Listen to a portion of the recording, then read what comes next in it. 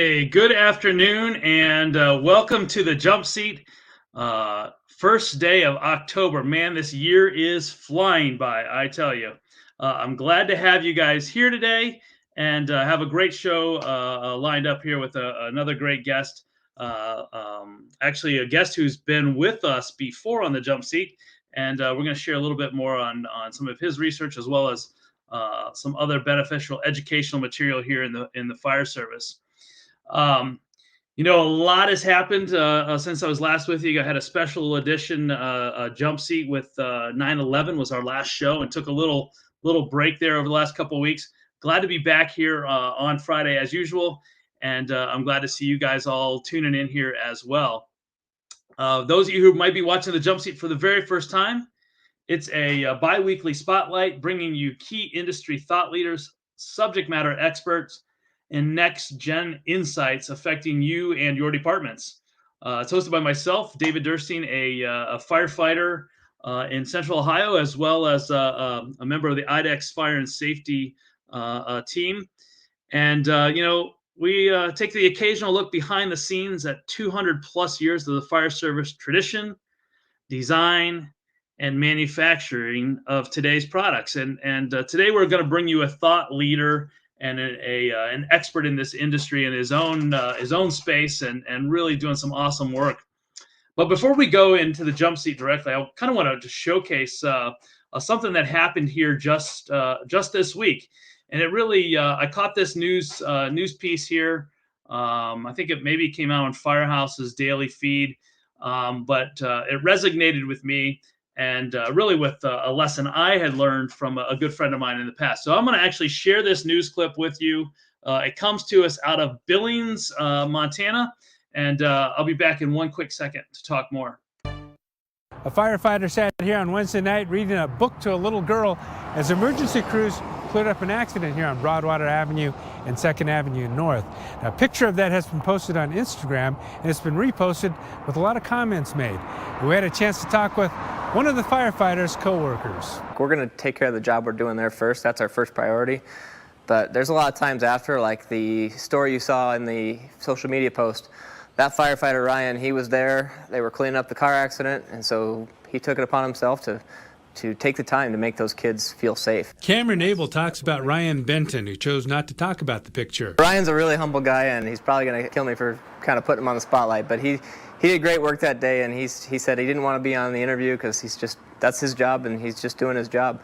And that's kind of how we all feel, but we all know when somebody does something like that and gets spotlighted for it, it's good to recognize their good work. Abel says there has always been something to give the kids, and the Rimrock Credit Union and Usborne Books have supplied the book bags for about 3 years. Give them the whole kit. The book bags were an idea to bring some calm into their lives, to bring some sensibility into a really stressful situation. There's a lot that goes on that they may not understand, or they're just overwhelmed by. And so if we can bring a book in that kind of explains what complicated situations are, kind of explains what firefighters do, and maybe there's a stuffed plush toy in there, just kind of the combination of that kind of can bring them some sense of normalcy in a really terrible situation sometimes for them. Something that we deal with on a day in and day out basis that parents may not be able to cope with yet because they're also going through the same situation.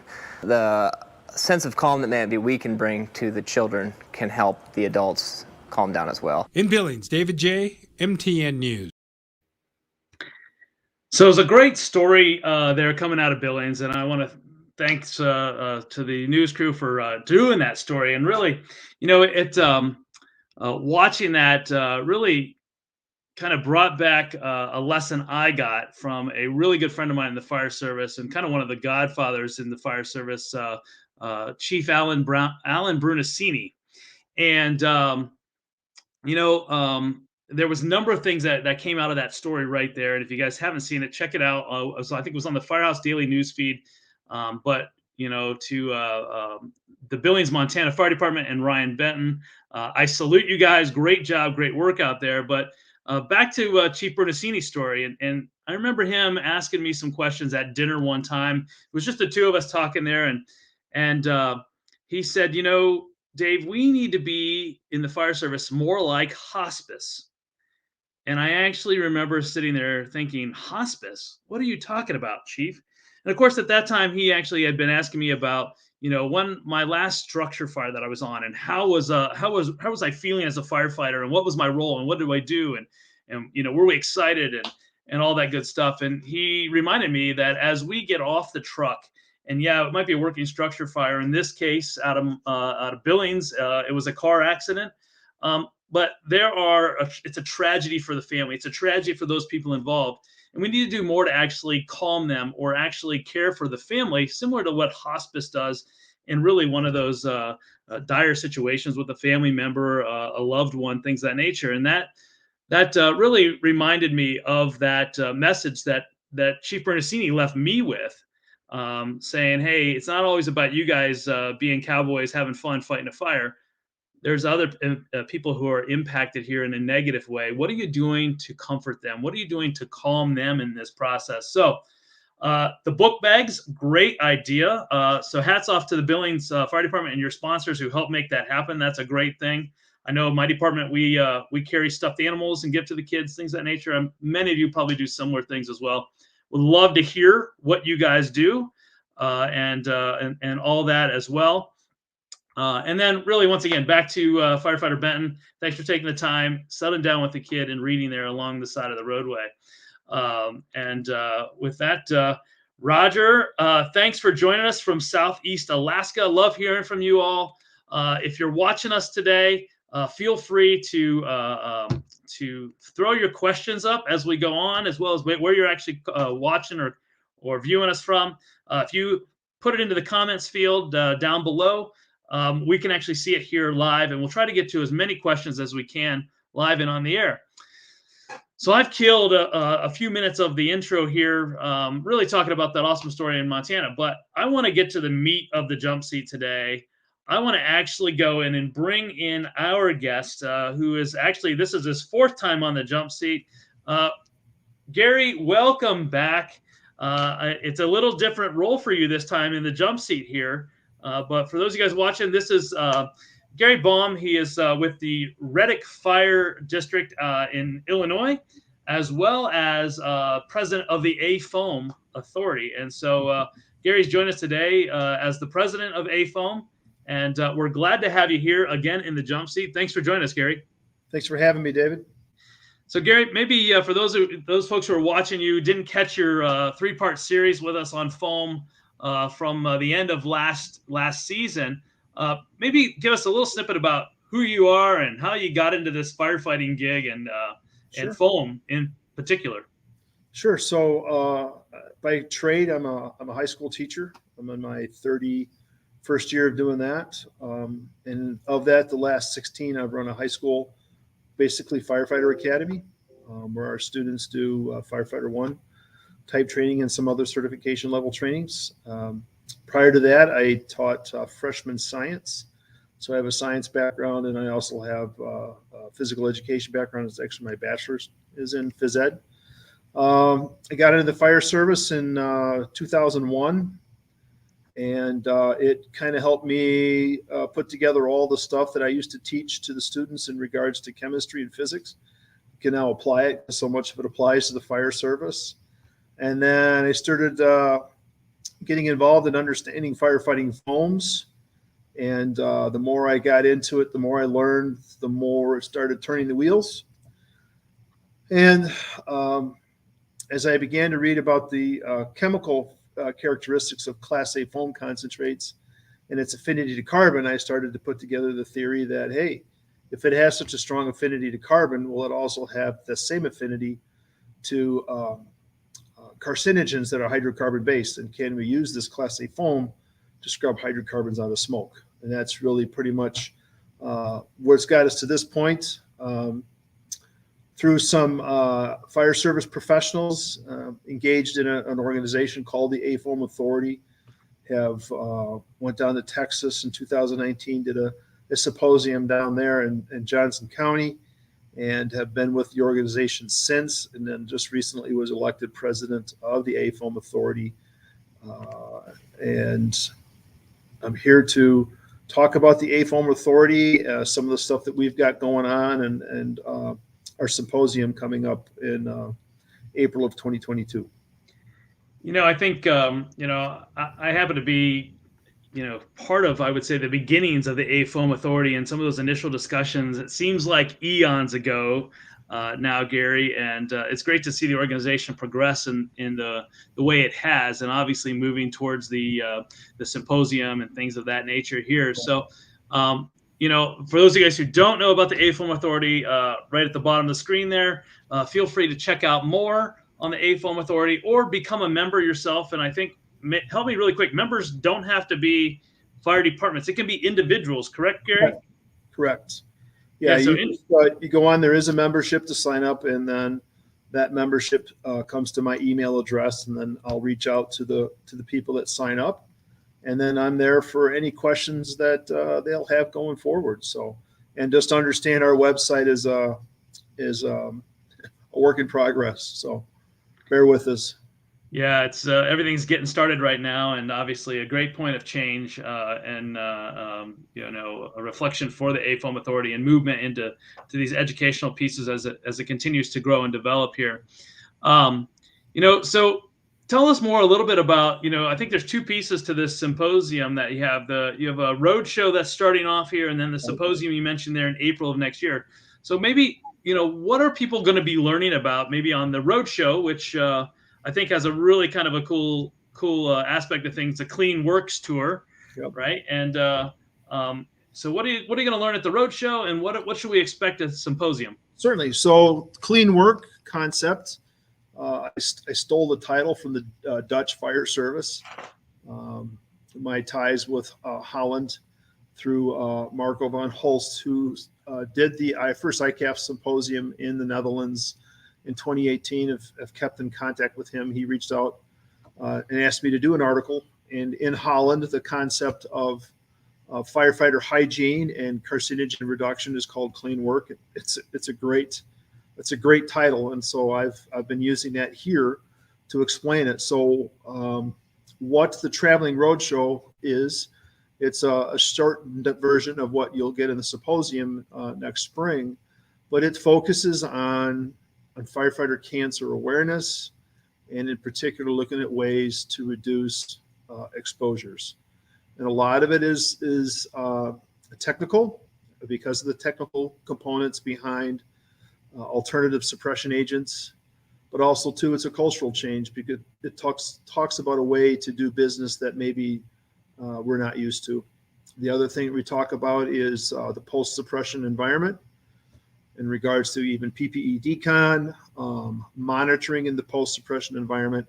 And now the new piece under the AFOAM, as you and I were talking about for the show, David, is the new green Bs, the new Class B foams that are coming out that are fluorine free. And obviously how that is going to impact the American Fire Service going forward. So that's it in a big loop. We're looking to, like I said, do one. Our first one is Friday, October 15th in Dubuque. It's tied into a pre-existing conference a friend of mine is running through the community college there in Dubuque. And so we're just, trying to tie into pre-existing conferences that would be interested in this instead of trying to start our own. And then hopefully create enough interest that they would want to come in and get the full conference, the full symposium, to get a better depth of it, and also where we would have hands-on application for firefighters to come and actually practice the stuff that we're talking about in our programs. So that's the Traveling Roadshow. Traveling Roadshow, and obviously the first one in Dubuque here, and really in 14 days, which is right around the corner. If folks are watching and they want to learn more about that, what should they do, Gary? How should they get more information if they want to go to Dubuque, or they want to go to future ones as well? Well, right now, the one that we have scheduled for Dubuque is at the Northeast Iowa Community College. And you can go to www.nicc.edu/fire EMS, and that will take them to the website for all the information. It's a pre-existing conference. They have a fire and an EMS track, and our part is going to be on Friday, and that's the Clean Work Tour. And that Clean Work Tour is how long is that? Is it a 2-hour class, a 4-hour class? It's going to be a full day, about 6 hours of of classroom, and we'll be out actually on the parking lot. We're in the process of building a small little burn cell where we can heat up some oriented strand board and produce some benzene. And we'll have a meter for them, and then you'll get to see what happens when you use just water to put out the fire, or what it looks like when you use Class A foam in a compressed air foam system application. So, Gary, do me one more favor. Give me that website again. If they want to go see this in Dubuque, it's nicc.edu/fire EMS. Let me put it down here in the chat. How does that work? I was actually just going to do that, right? So that's why I had you do it. So it should be actually be in the chat. For those of you who are in fact viewing, you'll catch that in all the lines here at the bottom of your screen. Feel free to grab that link and go check it out. If you are going to be in the Iowa area here in the next 14 days and want to grab that class, as well as I'm sure many other good training pieces of the puzzle at that same school. Yeah, and not just because it's my friend putting it on, it is a really nice little conference. It's held right by the casino in the conference center. It's attached to a hotel. And it's in a really nice area. It's right on the Mississippi River. So it's really pretty. Yep. Awesome. Well, Gary, I think one of the other big things too that, as you and I have talked many times, and when we were here, back in December chatting, we talked a lot about foam as a whole and some of the misconceptions with foam. And I know you and I could spend all day in this discussion, and I don't want to get into that, but maybe just to tip off some intriguing pieces for our viewers, what would you say are some of the biggest misconceptions that people have about foam or see with foam? Sure. I mean, the biggest one right now is being caused by the commercials on television that, have tied fluorine to firefighter cancers and the lawsuits that are going. My understanding there, the research doesn't really link that, but, nevertheless, the fluorinated surfactants that go in, I guess we would call the current fluorine-based Class B foams. Again, Class B foams for flammable liquid fires have fluorine in them. And so that's a big piece. So there is a difference between Class B firefighting foams with fluorine versus Class A. Class A foam, the surfactants are hydrocarbon-based only. Dave, as you well know, basically we're talking about high-tech detergent.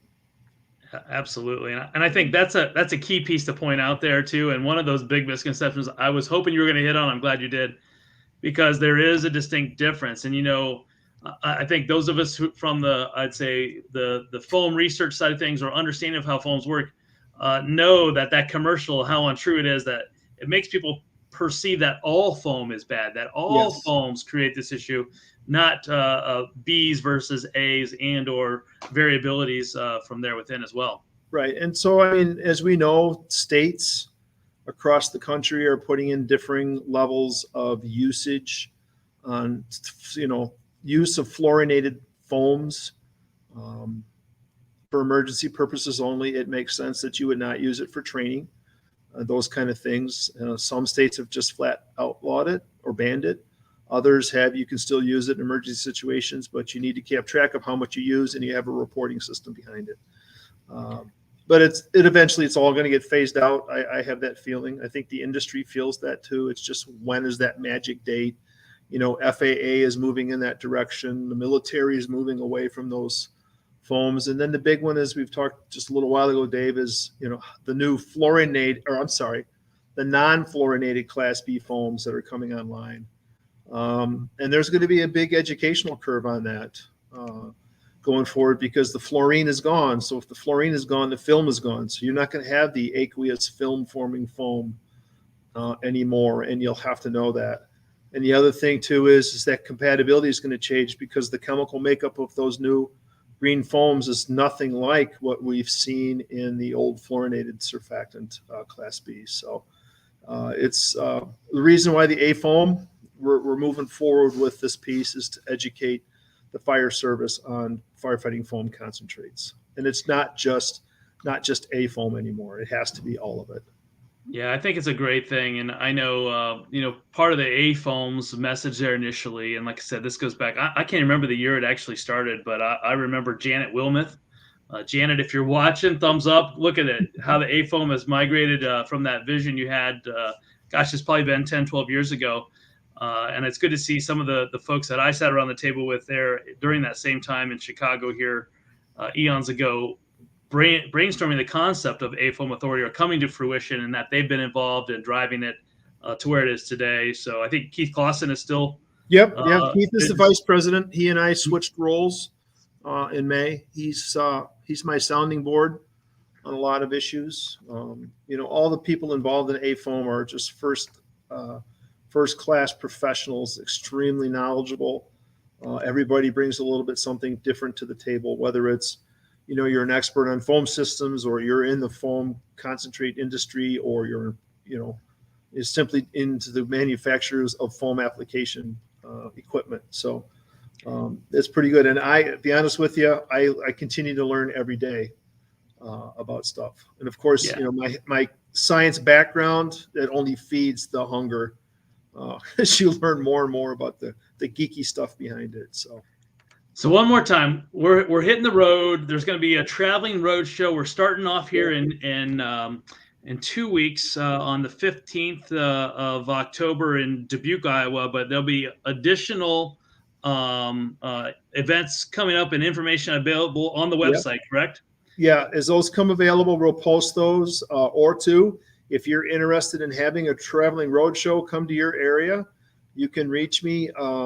And I'll put my email address up here in a minute. You can reach me out, and we can certainly work something out. We keep it very low cost. Only thing we ask to recover is our expenses.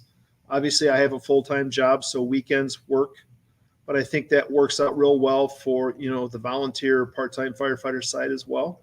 So that's, we're doing one on a Friday, but there's no reason why we couldn't do something on a weekend day going forward. So, and then obviously, it's I got a big trailer. We put our CAFS unit and our extra foam and some other stuff on it, and we go on down the road. So trying to get it, just again, it's awareness, education, training, and an understanding of these suppression agents.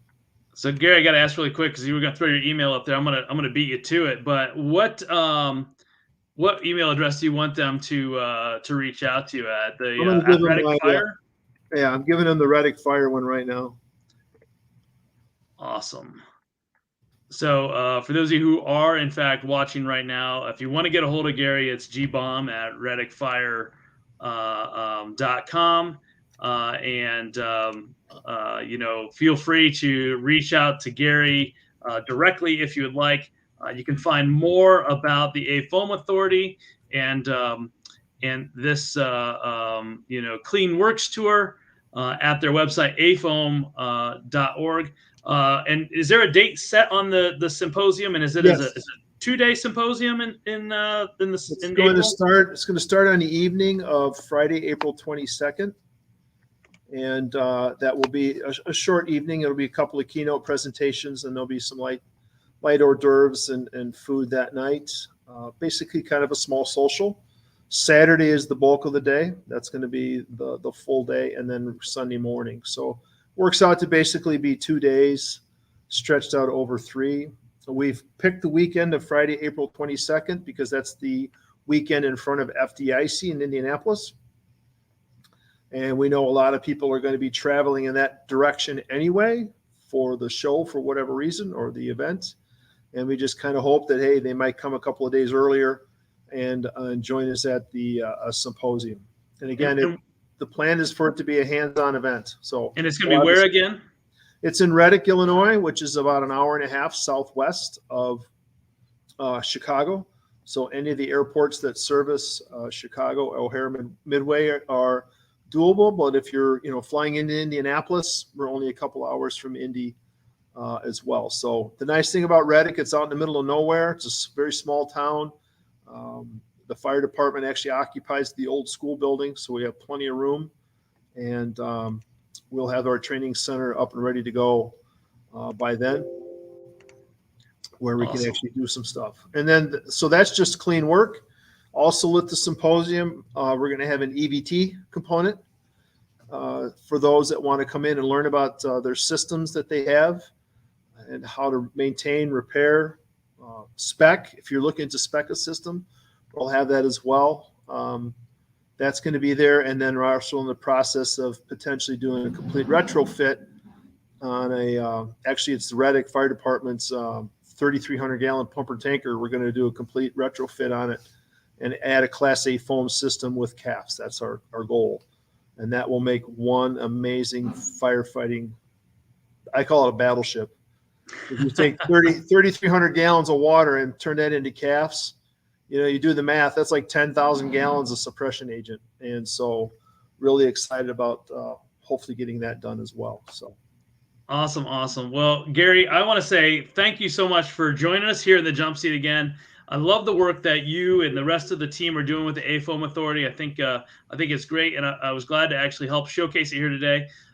For those of you who are watching, do me a favor and hit the like button at the bottom, but also share this, because I think Gary's done some great work. The team at the AFOAM Authority has done some great work, and help get the message out on their clean work tour.